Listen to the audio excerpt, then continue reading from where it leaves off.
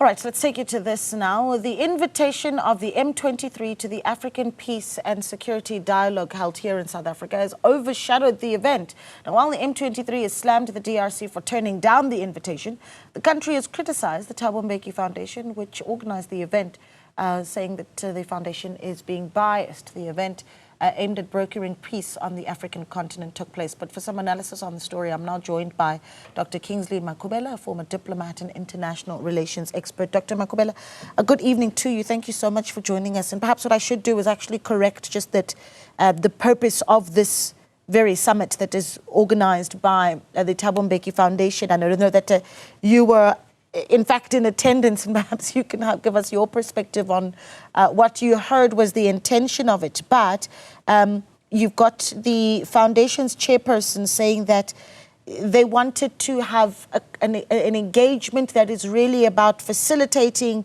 discussions on the African continent and taking the continent further.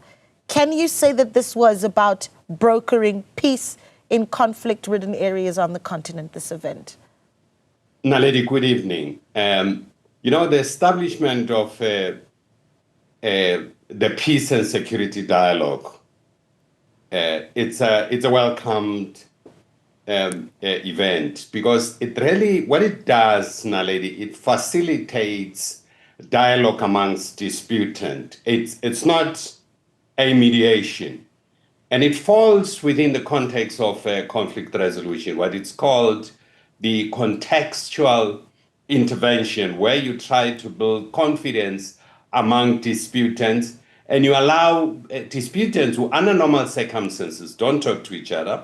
They reach out to each other and they start to appreciate each other. I've had the privilege, Naledi, to attend the first one last year, which essentially dealt with specific countries in the Sahel, and all disputants were invited. And at the end of the day, I was quite astonished to realize that they reached out to each other, they spoke to each other. The Sudanese, both factions in the Sudan conflict, were also invited. So this is essentially a confidence-building mechanism that really supports silencing the gun. Because if you recall the call for silencing the gun by the AU, it appealed to members of the civil society, business, and influential individuals to play their role in terms of silencing the gun. So it falls within that framework, Naledi. Yeah, I mean, it's not an easy, apologies, it's not an easy feat then that has been taken up by the foundation when you look at the conflict between Rwanda and the DRC. And what you make of this, you've got reports that there were M23 representatives at this dialogue that took place, much to the fury of government officials of the Democratic Republic of Congo. Was this the right time to bring these parties to the table? Now, Lady, the time for dialogue amongst disputants, it's every day. As long as the conflict continues, is the right time to bring disputants together. I've seen media reports on this, and quoting Minister Lamula, that he said he didn't know that the M23 were invited. However, Minister Lamula never made any utterances that said the M23 were not welcome to participate in the dialogue. He only said he didn't know, and maybe there's a break of communication somewhere, but he's not questioning the validity and the importance of such dialogue. That's why he attended. There were a lot of officials who attended from government departments, including senior officials from DECO, who attended throughout the 4 days of this dialogue. So the dialogue, I think government attaches a lot of importance in it. It falls even within the broader framework of the South African foreign policy consolidation of the African agenda. And at the core of that is the resolution of conflict. So there's no question about the importance of the dialogue. I mean, that if we sit with the issue of Minister Lamula for a little bit, though, Dr. Makhubela, one could argue that he might have been put in a difficult position here, and I'm keen to hear what you think of that. I immediately think about SANDF chief, Rudzani Mapwanya, the difficult situation that he found himself in. Of course, that having been settled with the presidency at the moment after his utterances in Iran. The question coming out of that, for the most part, was who was allowed to speak and speak for South Africa's foreign policy, as you say. Now, if you have an international relations minister who isn't aware that you have M23 representatives in the country for a talk as high level as this, is that concerning for how clearly we communicate our foreign policy and who is able to check off on what we do? You know, Naledi, fortunately, I've had the privilege to serve this country in the foreign policy. And I'm saying to you, there were senior officials from DECO, even from other sister departments, who were participating. What I know usually happens when a minister comes to make a speech, is given a brief about the profile of people who are attending so that he can pitch his speech there. Even the speech writers, they'll get details about that. So I don't know what transpired about that, about the informing of the minister, or the minister didn't know. It's a total different matter. And I don't think we should divert from the strategic thrust of the Thabo Mbeki Foundation making a contribution in the resolution of the conflict in the continent, within the framework of silencing the gun, that really appealed to all members of the society to make a contribution. Once he makes a contribution, and I think this contribution is accepted across the board. That's why there was President Chisano who was there, who also made strong intervention in support of this. There was a former president of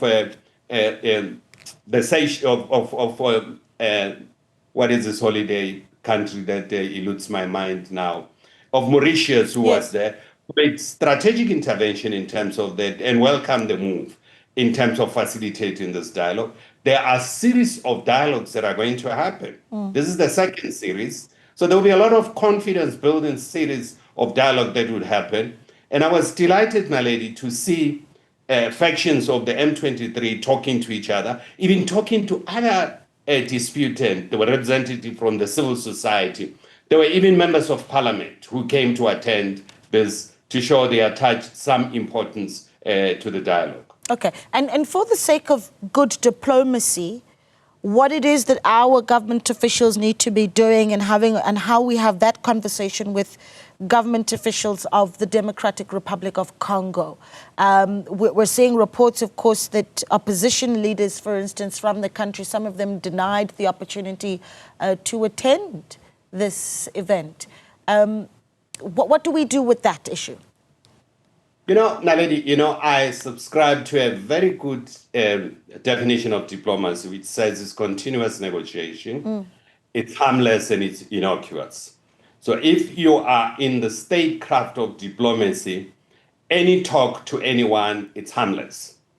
You need to attend to that because you tend to understand, actually, once you reach out, that you have a lot in common than the differences. The problem is the perception that exists. So our diplomats will focus on assisting. I've seen the article in the newspapers that they were denied visas because of pressure from the DRC government. I don't know if that is true.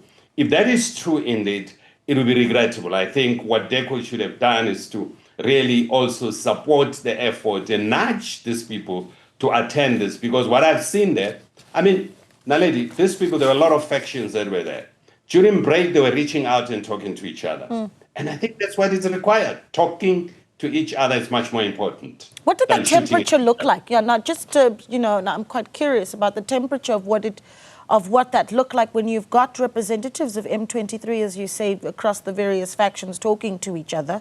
The temperature and how you describe that, and if you're trying to imagine what the entry of DRC government officials would have looked like in that discussion, how would you expect? Yeah.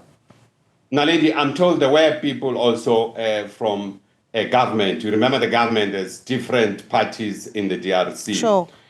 There was a good collegial relationship. There were people from the religious sector who were literally dissecting and talking about the challenges the country is having. And all of them were reaching some level of consensus in terms of describing some of the drivers of the conflict. That's very important. Once people start reaching common agreement on those issues is a starting point. The starting point of any resolution of a conflict is talking and talking to each other. You can't talk to yourself because you won't resolve a conflict on your own. It's important for disputants to start talking to each other. And creating this platform is very important. And I hope the South African government supports it. I don't know if they do. I'm not speaking on behalf of the Mbeki Foundation, but I would suspect the South African government supports this process because last year, Minister Lamola also came to give a keynote speech. So there's the understanding already that exists in terms of the framework of this dialogue. It's not a new thing. It's the second year that we're having it. So there's the understanding that you can't invite one faction of the conflict and not to the conflict and not invite the other.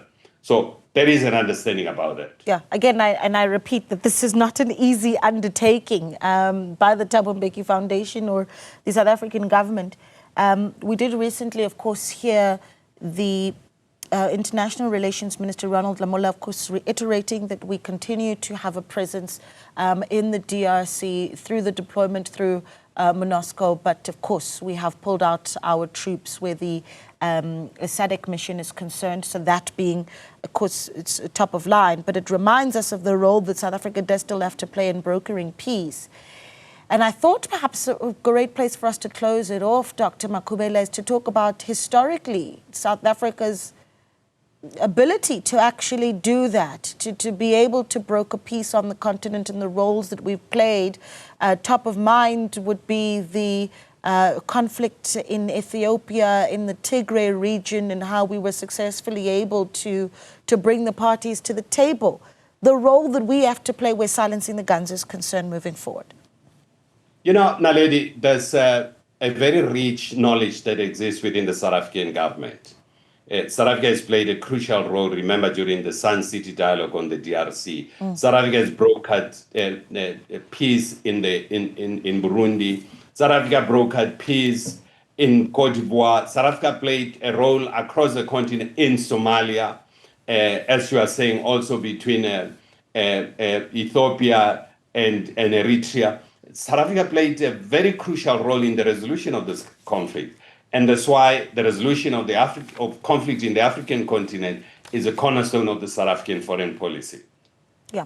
Dr. Kingsley Makhubela, always a pleasure speaking to you, and thank you so much for sharing your valuable insights with us. Thank you so much. Of course, he is a former diplomat and international relations expert. You're still watching Newsfeed PM, the late edition. We've got more news on the other side of this. Stay with us.